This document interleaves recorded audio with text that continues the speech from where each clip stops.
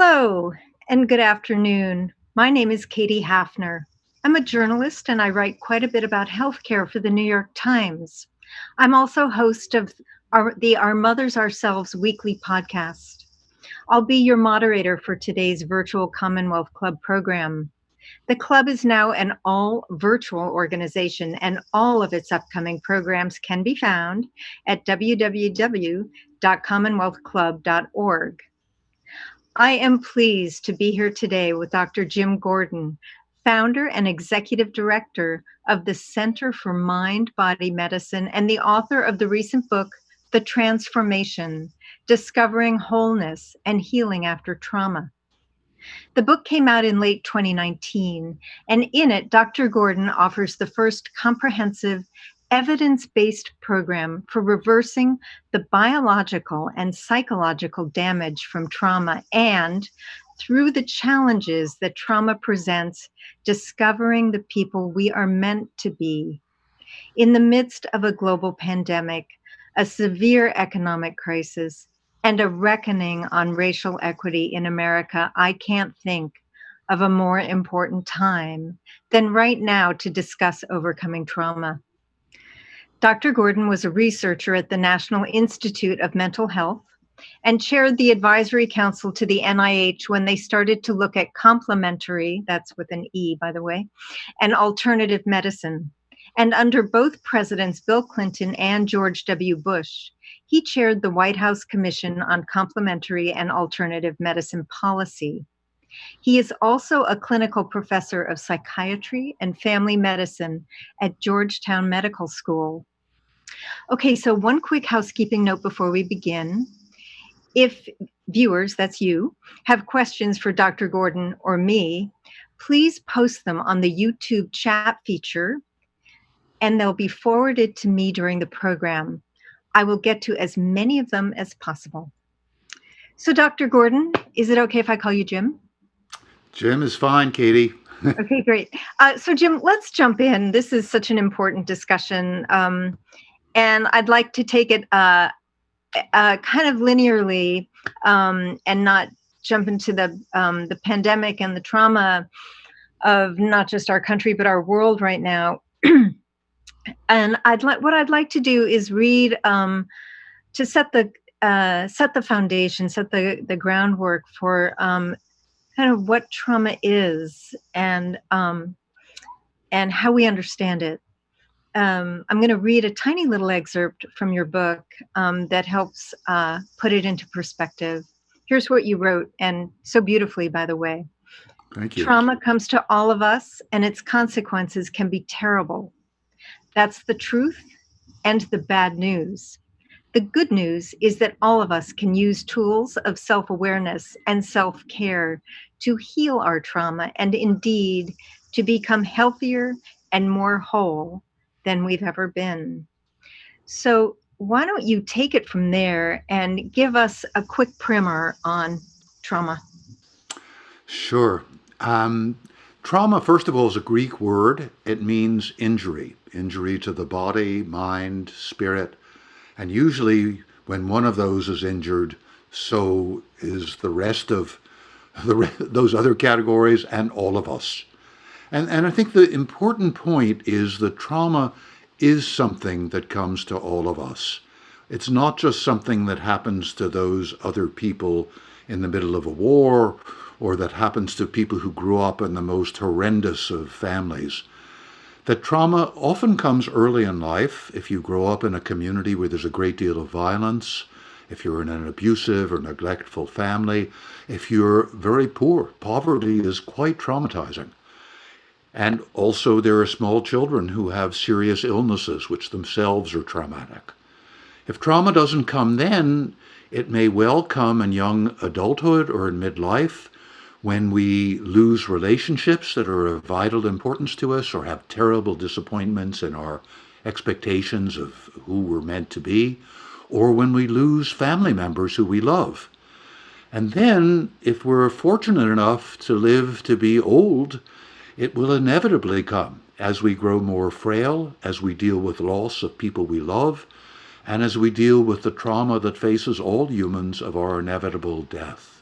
So it's a part of life, and this is an understanding that is very deep in all Aboriginal societies, and it's deep in all religious and spiritual traditions, and that we somehow, especially in the United States, we've acted as if, well, no, it's if we do this or we do that or we do the other thing, it's not going to come. And if it comes, if we feel traumatized, there must be something wrong with us. And that's not true. Mhm. This is a part of life and not apart from it.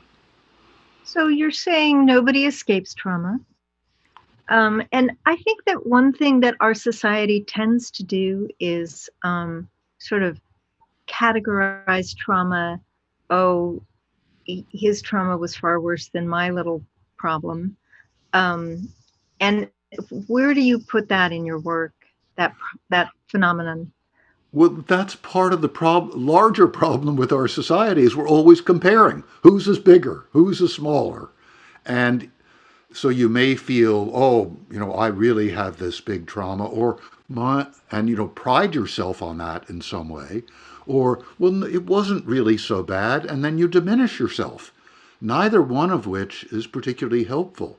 I think Hmm. that what I've seen in working with people all over the world for the last really 50 years who've been traumatized in many ways is that if we really take a look at what's going on, that we can all, instead of diminishing our trauma, we can all appreciate what has happened to us. And if the trauma is overwhelming, that does not inhibit us from also feeling compassionate to other people who look like they have suffered less than we have. And the other thing is, we often have no idea. And we really, I mean, this is a discovery that I keep remaking. I don't know about you, is I really don't know people that well until I really do know them well. And we have these expectations and these ideas. Well, if that happened, then that person is very seriously traumatized, or not much has happened to that person. And we Hmm. really don't know. And Right. You it's a never process really of know. discovery Right. of our humanity. Hmm. So let's back up just a little bit. And you've been doing this for quite a while. Well, tell us the story of how you got interested in specializing in trauma. Well, in a way, the story goes back to early childhood. I had parents who were rather, and some of our viewers, and maybe you would recognize this, my parents were somewhat on the crazy side and extremely combative. And so from an early age, I could see the damage that they were doing to each other. And I was the oldest child, and I was often enough enlisted, sometimes implicitly and sometimes quite explicitly, please help me. And, your mother's crazy or your father's crazy. So, right from an early age, I grew up in a kind of climate that was somewhat traumatic. I mean, I obviously survived, what I but being interested in trauma is also, this is, if you will, it's the bread and butter of psychiatry. Modern psychiatry starts with the discovery by Freud and Breuer and Janet and those people of the effects of early life trauma in creating later life psychological and physical symptoms. So as a psychiatrist, I was sort of focused on when I first read Freud's introductory lectures when I was about 16. I thought, that's amazing. Here is why this is happening to this person. And if you look at the dreams and you look at the slips of the tongue and you look, then you can understand what's going on. And it goes back often enough to difficult situations. So I became interested intellectually. And then the other thing is, I can't say that I was the most compassionate college student, but once I started working on the medical wards as quite a young person, I was, I don't know, 20 or so when I went to medical school. I could just feel the compassion and I could feel the need of people who were overwhelmed and frightened and facing life-threatening situations. And I didn't think of it so much as trauma. I thought, okay, these are patients in the hospital and they have these conditions, and let me be there for them. I may not be able to do the surgery. I may not know all the details of the pharmacopoeia, but at least I could sit with people. And what I saw from really from those first days on medical wards and with kids too, is people really wanted someone to share these painful, challenging experiences of the illnesses they had and also of being in the hospital, which itself is traumatic, which we tend to forget often enough. So I just became interested, and I was always interested in people's stories. And so I wanted to hear their stories, and I could see that by them telling me the stories of their trauma, of their challenges, it was helpful to them, and I could be useful. So that got me started. Well, actually, I was trying to tease you into telling me the story of you open the book. I think with this encounter with a patient who had been Robert Coles's patient. Is that right? Um, Diana. Uh, Yeah, she was a patient on the on a she'd been in psychiatric wards and in the Bronx, and she yeah with Diana, and I met her in the emergency room in Jacoby, the public hospital in the Bronx. Yes. and I mean, Well, I was riveted by this. So, uh, she she came in, and she was very interesting and sort of intriguing person, very intelligent. She came in the middle of the night, and very smart and kind of tough, wised up as Bronx people can be. Wised up, smart, hip. And then she proceeded to start telling me the story of what was going on with her and her impulses to put her children's heads in the oven, and that she was thinking of killing herself because her therapist was leaving because he was a psychiatric resident, as I was, and he was. And there was this combination of this really intelligent, kind of wisecracking young woman in the Bronx, only a couple of years younger than I was, at the same time, who was desperate and who was ready to kill herself and who was doing these kinds of crazy, threatening things with her children. And I became interested, and I began to wonder, I wanted to be helpful to her.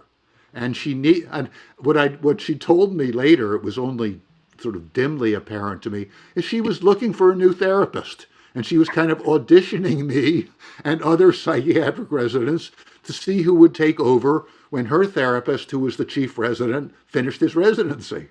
So periodically, while I was on my midnight shift in the psychiatric emergency room, she would come in with yet another set of symptoms. And eventually, after a while, I said, "Okay, do you want to work with me on an ongoing basis?" And she said, "Yes."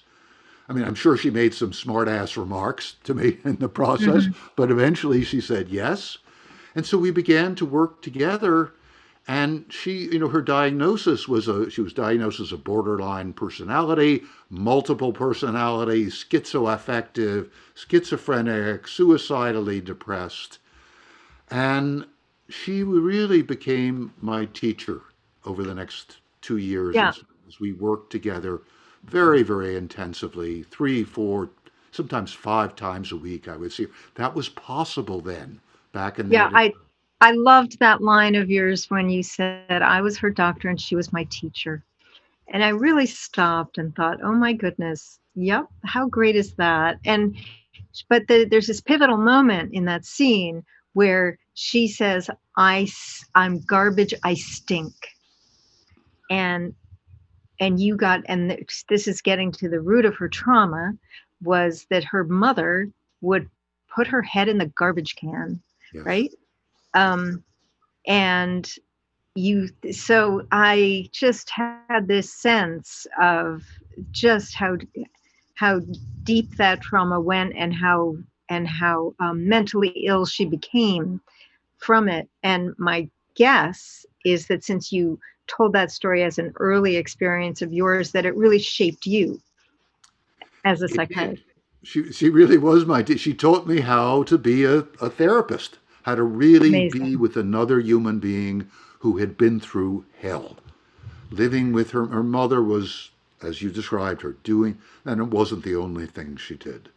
Uh, And so the work, and what in a sense was really so satisfying to me, was to enter into her world and create a place of safety where she could share and sometimes act out the things that had happened. So she really was acting out that scene. This is about a year into my therapy with her. She was acting out that scene of being garbage, of her mother sticking her head in the garbage, and she was sharing that with me and saying to me, I trust you enough to share with you this terrible thing that I have never told anyone in my life. And it was Okay, so helpful that to her. And it was part of the, it was how we were able to connect with each other over this sort of human bridge that we created between us. so the bridge that you built with her was very much person to person, but you then went on to work with entire populations of traumatized people. Tell us a little bit about that.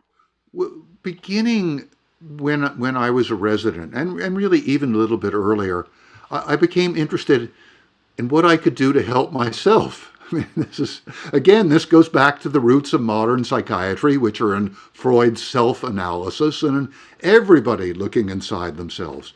So I was in therapy when I was in medical school, I was in analysis when I was a resident, and I was discovering things about myself, and I was beginning to discover my own capacity to understand and help myself.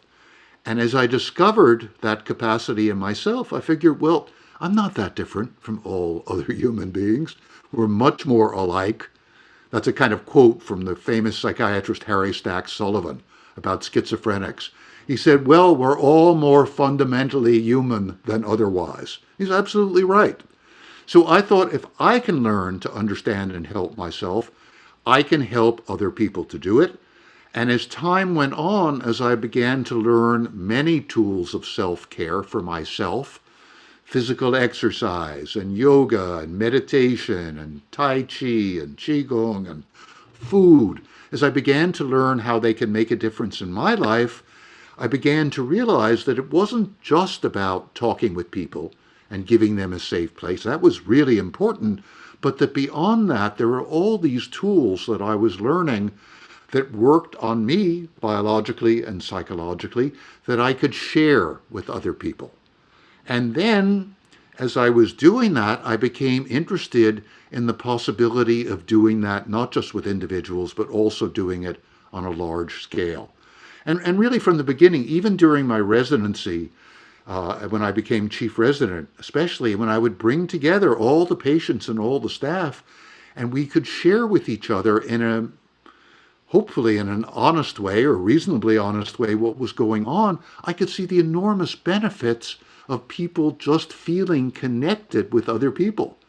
And nobody had to tell them what to do or what to think. But if you're talking about what's going on with you and I'm paying attention, I'm feeling a human connection and that's helping me. And your Mhm. discoveries are helping me make my discoveries. So I learned that early on. And then I became interested in teaching when I was at the National Institute of Mental Health, became interested in teaching these techniques. I learned the science of these techniques, the meditations and the guided imagery and the movement and dance and drawings. And I began to share them with other people and then become interested. Well, if we can do this with individuals, what about the possibility of doing this on a much larger scale? And so initially the work was in small groups.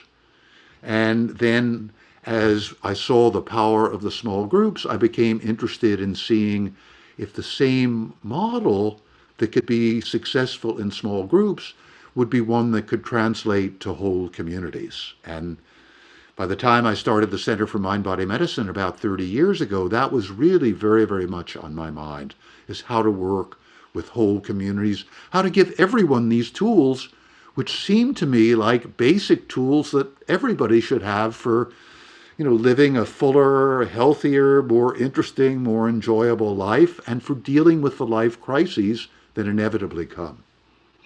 Well, walk us through one of the groups you worked with and how you helped them. I'm sorry, Kitty.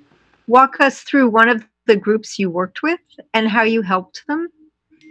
Well, in the beginning, the work with groups, this was uh, really what I was after I'd finished. I was at National Institute of Mental Health about 10 years, and afterwards I was in private practice here in Washington D.C. and I was writing. I was writing for the New York Times and the Washington Post. I was writing. I was in private practice, and I began to want to work on a larger scale. And one of the first groups that I began to work with, and some of the therapists that I was supervising were interested in, were people with life threatening illnesses, people who are dealing with cancer, people who are HIV positive in particular, also people with very serious chronic pain and heart disease and so on.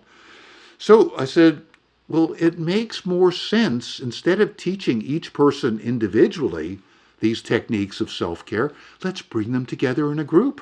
And it's more economical, it's more efficient, plus everybody is there learning together and supporting each other.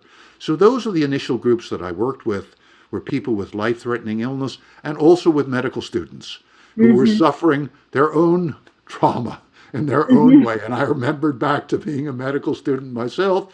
So I began really, I don't know, 35, 40 years ago, yeah, to work with my Georgetown medical students and groups and to say, let's come together, come share what's going on with you. Let me teach you a few techniques. So I was working with the medical students. I and my colleagues were working with people with life-threatening illness. And then once I started the Center for Mind-Body Medicine, we began to work with kids from the Latin American Youth Center. A friend of mine ran the Latin American Youth Center, and they worked primarily, the kids were from El Salvador. They had left a war zone. Many of them were here in the United States without parents. They were staying with relatives here, and they'd gone through a lot. And so the first real major program we did at the Center for Mind-Body Medicine is I brought together my Georgetown medical students with Latino high school students who were interested in health professions, who had been significantly traumatized. And we did a whole program of this for this joint group of Latino high school students and Georgetown medical students. And the medical students were mentors, and we created groups where everyone could learn the techniques and share their experience. And so that's how we got started. We created a curriculum in mind-body medicine. And the work that we're doing now, 30 years later, is a kind of lineal descendant. The curriculum, many of those elements are still there now, because the techniques we're using are basic ways of working with human biology and human psychology, drawn from many cultures. Okay, so let's break it down a bit. When you say mind-body medicine, integrative, complementary, what are you really talking about? Well, I've sort of moved beyond the whole complementary, alternative, and integrative. This whole movement started in the early 1970s. People were looking at Western medicine and asking the question for themselves, and if they were physicians or nurses for their patients, what else can I do beyond what conventional medicine has to offer? So we started exploring. I got interested in Chinese medicine in the late 1960s, and I became interested in acupuncture. I was interested in meditation at the same time, for me initially, and just out of curiosity. So back then, politely, those were called alternative therapies. Some people just said that's total quackery. That doesn't do any good. That's superstition. At best, it's a placebo. It's This was in the 60s, in the 60s. Charlatan's tricks. But I'm a researcher. I'm kind of a scientist, I suppose. And so I started looking at the science, and I started looking at how meditation worked. I started looking at some of the early studies that were coming out of China on the physiology of acupuncture as well as the clinical studies. So I began to explore these techniques to see how they might work on me. Physical exercise, another one, yoga, Tai Chi, Qigong. In the beginning, again, people were saying, oh, okay, if you want to do that, that's kind of airy-fairy stuff. But looking at these approaches carefully, testing them in myself, and beginning when I was satisfied that they were both safe and effective, sharing them with other people, we began to build up a kind of curriculum, began to build up a whole panoply of approaches that worked, that were beneficial, that did no harm, that were easily teachable. So at the Center for Mind Body Medicine, we don't teach acupuncture. That's not self care. You need to go to school for some time to learn how to do it. But we teach a variety of different forms of meditation. We teach guided mental imagery, self expression in words and drawings and movement. We use biofeedback, feedback of signals about what's going on in your biology that can come to your brain, that can then help you control your biology. Science is very, I mean, you live in San Francisco. Some of this early work was done by Joe Kamaya at UCSF in the 1960s, and it was done at Yale by Neil Miller and at Menninger's by Elmer and Elise Green. So in the beginning, people looked at these brilliant researchers as just kind of weirdos. What were they interested in? But little by little, as the research accumulated, we began to see how useful these approaches could be. So I was, one of those people who was curious and who was experimenting and who was studying these approaches. And then when I started the Center for Mind Body Medicine, and I had about 25 volunteers working with me, doctors, nurses, school teachers. One of the people who was one of our volunteers was a professional gambler, which I took as as a good sign. And we put together a curriculum, and we Wait, put I'm sorry. together all It, these wa- it was approaches. it was a good. What was a good sign? The professional Well, he was a gambler. professional gambler in a sense. That's how he made a living, and Uh he was huh. gambling on us. He was he wasn't getting any money. He was putting out his time and energy, and he was very interested. Actually, he was very interested in maternal infant bonding, and in how the relationship between bonding in early life and bonding in therapeutic relationships. So he made some contributions. Other people did research on different forms of meditation. Other people looked at music and how it could affect the mind. So all of these therapies, which were originally called alternative, other than conventional, then complementary as they were used with conventional therapies, now many of them are regarded as part of an integrative Got approach it. to medicine. And our focus is the Center for Mind Body Medicine because we're focusing on the continual, complete, continual interaction and complete interpenetration of mind and body, and how we can use these techniques to enter into this continual molecular and physiological conversation going on among every part of our brain and every organ and cell of our body. How mind body medicine says that's a reality, and let's see how we can enter into this conversation and use our mind to affect our body, use our body to affect our mind. So you also worked with the children, the families at the Marjorie Stoneman Douglas School after that shooting. Is that right? Yes, we have been working with them since within a couple months after February 14th, 2018, when a gunman came and killed 17 people at Marjorie Stoneman Douglas, the high school. And it's an example of the work that we do. And we were called in to the high school. Superintendent Robert Runcie, very visionary man, had heard about what we were doing. And very interestingly, one of the places he'd heard about it is from the Chan Zuckerberg Initiative, which is funding this series at the Commonwealth Club. And so our managing director, Rosemary Moraine, knew someone from Chan Zuckerberg who knew our work. And they kind of put us together with Superintendent Runcie. And we had meetings with the superintendent.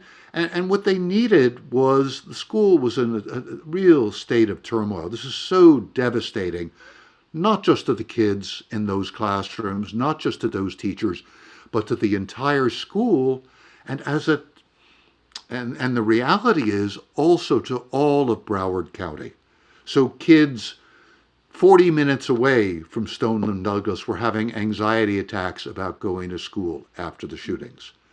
So we began work at MSD, Marjorie Stoneman Douglas. It's a school with 3,500 kids. We did a whole series of workshops for teachers, clinicians in the community, for kids, for parents, for first responders, for police.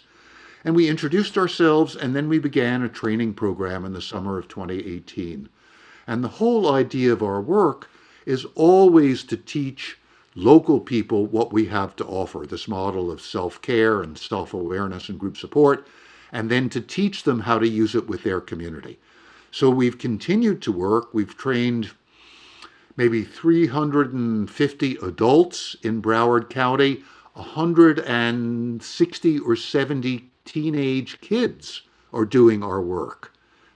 Some of them are called peer counselors, some of them are part of the Ambassadors Club, and they're using our model with other kids. And we're continuing. We just got, we're going to be continuing for at least 2 years more. And what we're seeing is enormous changes because we're working not just, this is a public health issue. This is not, I think one of the difficulties when people and whole communities are traumatized is there's a tendency, oh, let's send this one to the therapist and that one to the psychiatrist.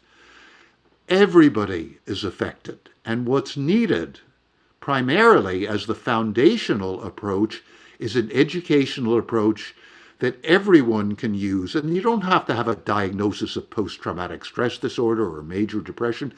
Everybody who has been in this kind of situation, who has lived through this kind of event, needs the tools to help them not only recover, but to become more resilient and perhaps to learn new things about themselves through the challenges. So that's what we're doing, and we're teaching people in that community to do it.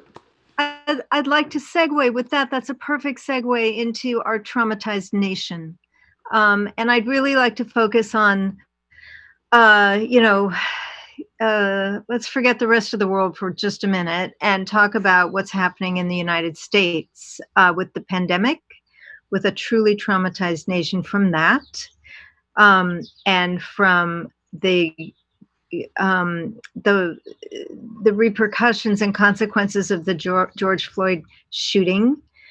And I think everybody in their own way is deeply traumatized. And I'd really love, and I'm sure the audience would love, to learn from you what we can do on an individual and also community level to deal with what we're going through. Thank you. And you're putting it quite accurately. Everybody is traumatized, and it takes many, many different forms. And the isolation and separation for many people compounds the trauma. But I think that the first place we start is from events. This COVID-19 pandemic is something way beyond the control of any individual. And here in the United States, it's clearly been beyond the control of our federal government. And people feel a sense of uncertainty that I don't ever remember in my lifetime here in the United States. That we don't know exactly what's going on. This is a kind of invisible invader. It can affect, yes, it affects the most vulnerable, brown and black people, people with low incomes, people who are older, physically ill, and it can affect everyone. And so it's everywhere, as we're discovering. So it's something way beyond our control. It's ominous. We don't have a sense of when or if it's going to end. And so that is causing trauma to everyone. And we all react differently. Some people become very anxious, some become depressed, some become very angry, some wall themselves off, some feel colossally dependent, others are furious. I think that you may say, well, what about those people who are out with their automatic weapons and saying, no, I'm not going to wear a mask? That's not exactly as not exactly uninflected, untraumatized behavior. I mean, why? It's part of this reaction of anxiety and anger and denial, the level of denial. is also in some ways symptomatic of trauma. So we're all affected. And the leaders who say, no, it's going to be okay, don't worry about it, they're denying the reality because it is, for various reasons, too difficult, too painful, too challenging them for them to look at. And that's what sometimes happens with trauma. So what would you counsel us to do? Should we meditate? Should we be talking to it? What should we do, Jim? Well, I'm glad we're talking. Talking about it is the beginning, recognizing exactly the way you introduced this, saying the pandemic has brought trauma to everyone, and we all need to understand and accept it. And that's the first step in dealing with trauma outside of the pandemic, is understanding that something is going on, something's happening here. And what it is may not be exactly clear, but it is happening. So that's the first step, is realizing that something is happening to us and that it's understandable that we are affected. That's number one. Number two is bringing ourselves into biological and psychological balance. This is crucial. And this is where I start. Really start in two places in the transformation as I create this or present this comprehensive trauma healing program. The first is with hope. That is, even if you recognize, or as you recognize how overwhelming and distressing this pandemic is and how traumatized you may be, there is hope for moving through this trauma. That's one of the reasons I tell Diana's story right up front, is here is someone who's colossally traumatized, who was able to very significantly move through her trauma and come out on the other side. And I tell a number of stories like that to give people hope. And then I share research with them, research on the use of the model that I describe, that we use that I describe in the transformation, and we use in Broward County and in war zones, that 80% of people who have diagnosable post-traumatic stress disorder no longer qualify for that diagnosis after 10 weeks of practicing the approach that's in the transformation. So that's hope. Yep, that's And hope. then beyond that, teaching very basic techniques to balance our psychology and our biology. And you mentioned meditation. Meditation is designed just simply breathing slowly and deeply and relaxing. That is the antidote to the fight or flight response which trauma evokes. And we're not talking here about, an hour a day. It can be as little as 5 minutes of focused breathing, right? I mean, Yes. Yeah, 5 minute. Some of the research is absolutely staggering. Some of the research that's been done both at Harvard and interestingly at UCSF, showing that people who meditate for, this is a little bit more, as little as 20 minutes a day, that those people not only can feel significantly better, decrease anxiety, improve their mood, they also change brain functioning and brain structure. And what I've observed is that people, and you mentioned 5 minutes, who take 5 minutes or even less 2 or 3 times a day, they can make a major difference in how they feel and in how they deal with the stressful events in their life. I'd like to turn to questions from the audience. And here's a very interesting one. Could you talk about the trauma healing diet? Sure. I'm sort of smiling because that's what the chapter is called in the book, the trauma healing diet. And I think this is very important because virtually I've never seen another book that talks in any detail, or even many of them even about trauma, that even mentions the power of diet on on relieving trauma. The first thing to understand is that we register trauma in our brain, for sure. The emotional brain is in, the centers of fear and anger, and the amygdala, which is a portion of the emotional brain, or in hyperdrive. They're really frenzied.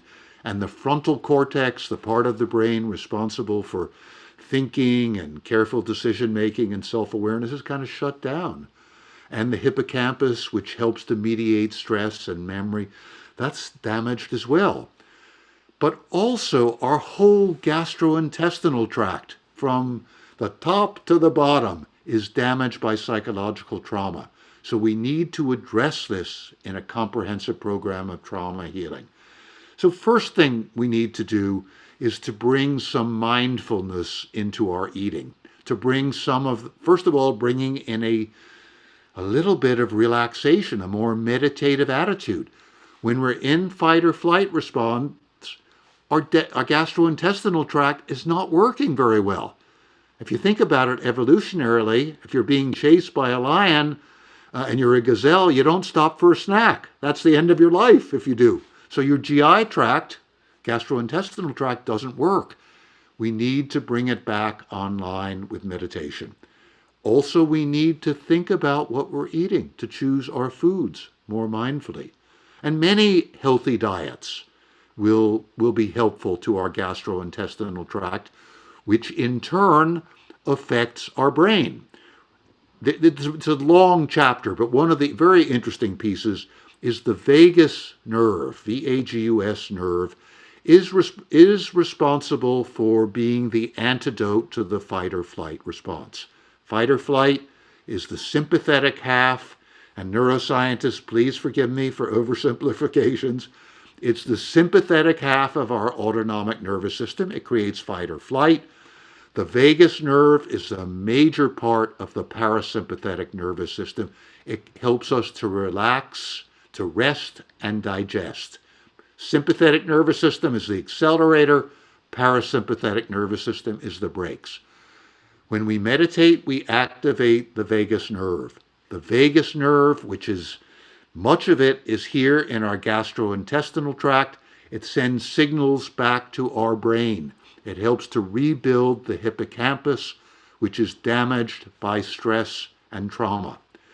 When our gut is under stress, when our small intestine especially is under stress, the cells that line the wall of the small intestine, epithelial cells or endothelial cells, instead of being close together and having what's called tight junctions, they separate. And proteins that are not meant to go into our bloodstream leak across our gut, go into our bloodstream, and create inflammation. In many places in our body, they may create it in our joints or in our brain and cause depression, anxiety. This is new science that we're just discovering, and interfere with cognitive functioning. So we need to repair our gut to bring those endothelial cells together. So eating a healthy diet, supplementing with probiotics looks like it can be helpful as well. Eating slowly and mindfully. Are you a probiotics fan? I'm a fan insofar as we have everything to gain and nothing that I'm able to discern to lose. The research is still early stages, but we know that trauma affects the microbiome in a negative way, that it promotes the growth of unhealthy bacteria, suppresses the growth of healthy bacteria. So a combination of eating prebiotic foods, lots of vegetables, skins of vegetables and fruits that are prebiotic, plus I suggest taking probiotics. Also, a high-dose multivitamin, multimineral. There's research that was done in New Zealand, including some very good randomized controlled trials on people who were traumatized by the earthquake there. And those people who took a high-dose multivitamin and multimineral did better. They were less anxious, they slept better, they were less frantic, less irritable than people who didn't. Once again, the research is there. It's not definitive. I wouldn't, but there's nothing to be lost, and it may well make a difference. So eating a healthy diet, probiotics, vitamins. I would say also probably having additional omega-3 fish oils or omega-3 flaxseed can be helpful. It helps to increase communication among brain cells, and in a number of studies has been shown to help people whose moods are lowered. Anyway, all of those things, all of those nutritional, and I go into this in considerable detail in the transformation. It's really important, and people, the research is there. There are hundreds and hundreds of studies, and if it's not utterly ironclad, the recommendations, the worst thing that'll happen is you'll feel a little better and you'll be a little healthier in the long run and less Mhm. likely to develop chronic illnesses. So why not? I just need to ask one very small question. Did I hear you say don't peel our carrots? Don't peel. No, just wash them. Don't peel them. We Huh. we tend to peel everything, and we're taking out the good parts of the vegetable. People peel potatoes all the time. Most of the nutrients are there in the skin. You don't want to peel your potatoes. If you want to have a mashed potato, mash it with the skin on. I think it's much more tasty. And any other foods? I mean, I have to confess, I do love a glazed donut once in a while. Is that okay, or is it going to stress us out? Well, I Well, know the answer. what happens is when we're traumatized, is we go to comfort foods. We go to Right. sweetie things, salty things, fatty things, and that's not because we're dopes. It's because those foods give us a lift. They increase the levels of dopamine, which is a kind of energizing, feel good hormone. They increase serotonin, which is calming, increase endorphins in the brain. They decrease the stress hormone cortisol, and they decrease painful memories. So there's no wonder we go to them. The issue is short term benefit has to be balanced against long term damage. So Mhm. eat a little comfort food. I have a little bit of sweet now and then, but instead of having a pint of ice cream, have 2 or 3 tablespoons. That's where mindful eating comes in. Get that little lift. Get that sort of memory of that your mom or some nice person giving you ice cream when you were a kid. Oh, But don't be mindless about it. Take it in mindfully, appreciate the lift. So this is potentially this time when we're paying more attention is a time when we really can make very significant changes for the better through mhm. incorporating these various self-care techniques, including having a trauma healing diet. Well, speaking of being a kid, here's a really tough question from an audience member that I'll ask. And the question is, how can I be it? Well, it's how can I best? But they might have meant how can I beat, but might have meant how can I best my early experiences. Well, I think one thing to understand is that this time of the pandemic is one in which earlier difficult experiences often are coming to the surface. So I've Mm, talked with so many people, for example, a number of women who were raped or have been seriously harassed, some of whom thought, I've worked all that through. They're feeling it again during this time. The sense of being out of control, of being confined, of not being able to do anything.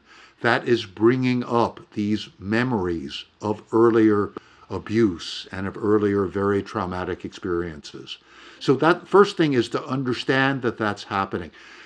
People who tend to feel neglected or who have felt neglected, now with the isolation, relative or even absolute isolation, a lot of those early feelings are coming up. So, again, the first thing is to recognize those feelings and then ideally to bring them to the surface and to use the techniques that I'm teaching in the transformation, these techniques of self-care, to help balance us physiologically and psychologically so we can better deal with those experiences, and then to share them with someone else, what's coming up, whether it's with a friend or a family member or in a mind body skills group. We have mind body skills groups online. I think we've had 500 groups running over these last couple of months. 70 of the groups led by our Center for Mind Body Medicine faculty, other groups led by people whom we've trained all over the United States and around the world. Find a place where you can share what's coming up with other people. And when somebody is sharing with you, you don't have to fix them. Just be there for them. Mhm.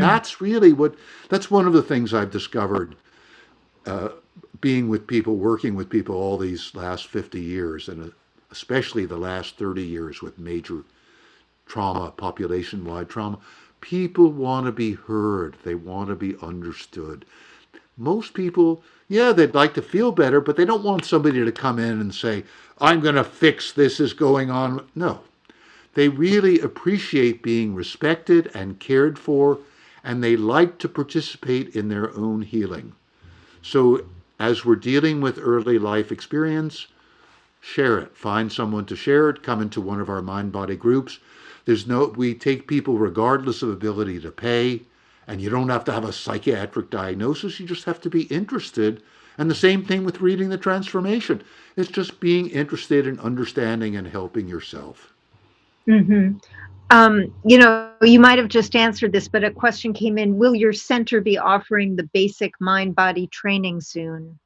Well, we just last night finished a 5 day training, and we have training programs. People should look at the Center for Mind Body Medicine website, cmbm.org. Our training program. We now have all of our training programs online. We have an open training program which we just finished. We had close to 400 people who applied. We were only able to accommodate 170 in this program. It was our first major online program. It went beautifully. We had so many people who were working on the front lines of frontline healthcare workers. We had many people who were dealing with racial trauma and injustice. We had 40 Native Americans as part of that 170. We had black and brown and red and yellow community organizers as well as clinicians. And you don't have to be a doctor, a nurse, or a therapist to be part of the training. You have to want to learn. You have to learn on yourself, and you have to be interested in helping other people. We have 5 day training where you experience the work, you experience the small group model, you learn the science, and then a few months later, we have an advanced training where we teach you. So you would be most welcome, Katie, in the training, and so would many of the people here who are interested in learning and who want to share what they've learned with other people. The second 5 day training, we teach you how to use what you've learned with other people. And in that training, you actually lead a group. This is part of a demystification of all of medicine. The, we have become too dependent on experts. And in doing that, we've lost the sense of what we can do for ourselves. And so we don't discriminate between, when we're hit by a truck and we really need the surgeons, or we have a major infection or an undiagnosable condition and we need the internist. But so many of us have lost the understanding of how much we can do for ourselves. So this is what we're trying to bring back. And people who are interested in learning what we have to teach and sharing it with others, we're going to have many more trainings. We're doing trainings in Broward County. We're going back down there to train another 300 people down there. We're working with the largest division of the Veterans Administration. By the time we're finished, we will have trained 350 people to use our work. We're going to Central Asia to work with 4 Central Asian republics that are trying to integrate returning ISIS fighters and their families. We have major programs in the Middle East with Israelis and Palestinians, and we're working in Haiti. Have a lot of programs, and people are very welcome who want to learn what we have to teach to come into our programs. And we're doing a lot of work, not so much, although we're doing work in San Francisco VA, for example. We have major programs in both Sonoma and Shasta counties after the wildfires there. And so we're very interested. And I'd love to work more in the Bay Area. And we have faculty who are in the Bay Area. So that's what we're up to. The idea is to make what we have available, make what we're teaching and learning available as widely as possible. So look on the website, check it out, and if you want to be in a group, please sign up. Come join a group that we have. So, we uh, i- who have a lot of first world problems, um, I'm one of them. Like my tennis club closed down. Ha- it's so we tend to not speak out about what what we think are sort of small compared to what everyone else is going through with this pandemic. But um, I, I think it's important, if you agree with me, to validate. Well, let's forget the tennis club problem, but other problems. Maybe a more real trauma would be having an elderly relative in a nursing home who you cannot hug because you're on the outside. Um, it's real, right? And it's a Yes, trauma. and you know it, and you've looked at this yourself, and you know how deep that trauma is of not being able to connect with that person. It's not small at all. And people who are worried about their jobs, am I going to have a job? That is no small thing. Or what's going to happen with my kids? My kids are falling behind. So give us just a 3-minute exercise to do. I know I'm putting you on the spot here, but we really want to know how to cope with this stuff. And you are, I hate to say, but you are an expert. We're looking to you. I'm happy to be an expert, and the whole idea is I want to share my expertise with everybody. So Hmm. the first thing is really just begin by sitting and breathing deeply. And you can do this while you're listening and watching us. Just breathe deeply in through your nose, out through your mouth with your belly soft and relaxed, focusing on the breath, perhaps coming in through your nose and out through your mouth, on the words soft as you breathe in and belly as you breathe out, and on the feeling of your belly softening and relaxing. And just as you do that, even for a few minutes, you're stimulating the vagus nerve, you're quieting the fight or flight response, decreasing the fear and anger in the amygdala, enhancing activity in your frontal cortex. And as you do this, even for a few minutes, you start you're less anxious, less agitated. I am too. And it's easier to focus. It's easier to make decisions. It's easier to gain perspective on what is actually going on and to appreciate the pain, the difficulty, the trauma that you may be going through, and also to put it in perspective to say, yes, this is real, this is traumatic, and let me see how I can deal with it. Let me see what other tools and techniques I can use. But I really, just as a beginning, if everybody who's watching us would, as you said, I would say take 3 minutes or 5 minutes, 2, 3 times a day, every day to do this.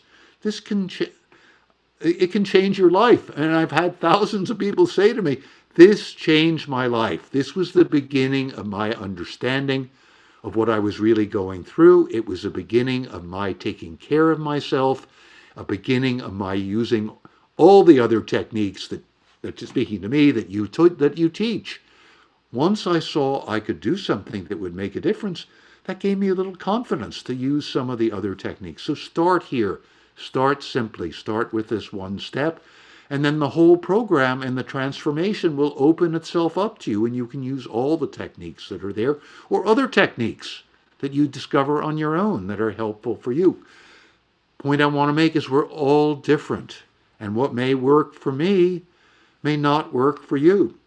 Other thing I want to emphasize, Katie, since I know time is tight, is moving our bodies is really important.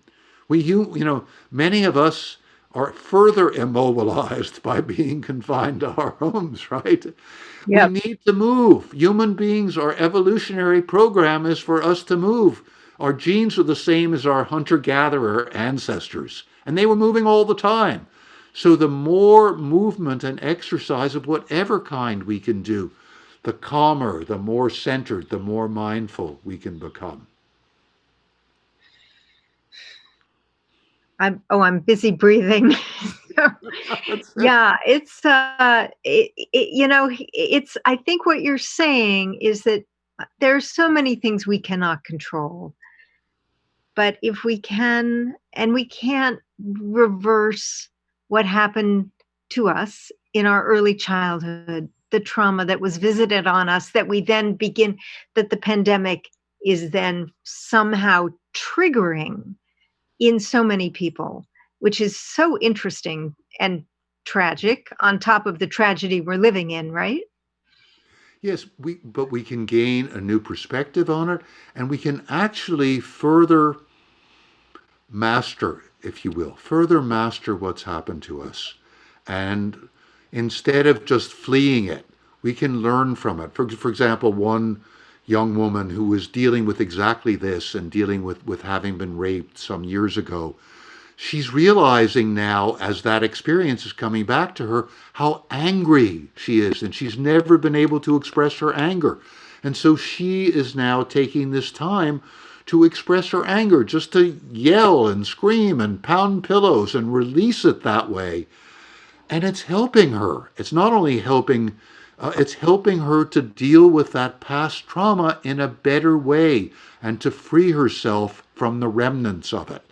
So I think we all we have again it's a situation of having everything to gain and nothing to lose by using a variety of techniques to deal with this trauma that's being reawakened, as well as the present trauma. And we can get, as you said at the beginning, quoting me, we can become healthier and more whole. And that is exactly what I'm seeing as we're working with hundreds and thousands of people during the pandemic. We're seeing people who say that. They start using this approach and they say, I'm sleeping better and I'm less anxious, but I also feel more confident than I did even before the pandemic. I'm also more, I'm sleeping better than I ever did as I start to change the way I'm living. I'm less intimidated than ever was because I can see that I can deal with the stress of the pandemic plus deal with things that are coming up from earlier in life. So, Jim, we're reaching the end of this, and I first I just want to say thank you so much. I'd like to give you a wonderful heart here, and one quick last question. I've heard a lot over the years about how much having a pet can help with trauma. I have a prop. Ah, yes. I have to say, there's nothing quite like it. Uh, my husband would agree. Do you have a view on pets and I trauma? don't. Yes, I have.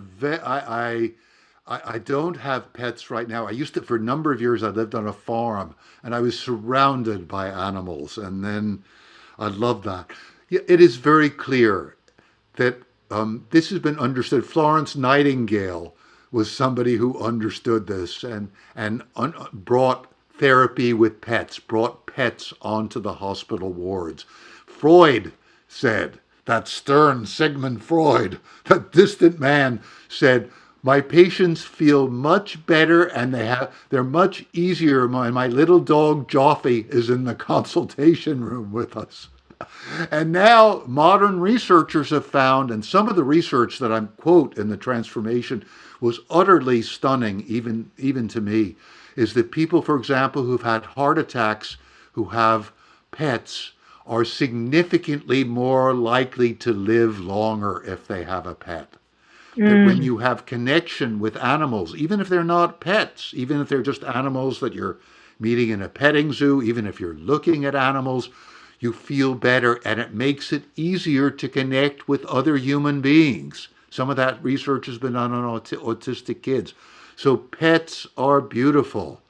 I recommend, your dog is either yawning because she or he knows it already. Oh, was he yawning? The So animals know it, and they know they know it. Well, And they on know that how note, much difference they make to us. And for me, I don't have a pet right now, but I every day I'm looking at I happen to live my back of my house fronts on a park here in DC. I look at the squirrels, I look at the birds. It brightens my spirits every day, that mm, connection with pets. And also, the other thing I want to add is with nature. So, looking behind you at the natural world, it is deeply healing, and the science is there. So, please avail yourselves of whatever animals are there and whatever connection with nature, even the smallest amount of nature. I worked a lot in New York with HIV positive addicts who lived in very cramped situations, but they might have a plant on the fire escape. It made all the difference in the world to them. So, it's yes, amazing. pets, nature, very healing. Well, Jim Gordon, I would like to thank you so much for today's discussion. This brings this Commonwealth Club program to a close. I encourage everyone to purchase Dr. Gordon's new book, The Transformation: Discovering Wholeness and Healing After Trauma. I'm Katie Hafner, and this virtual Commonwealth Club program is adjourned.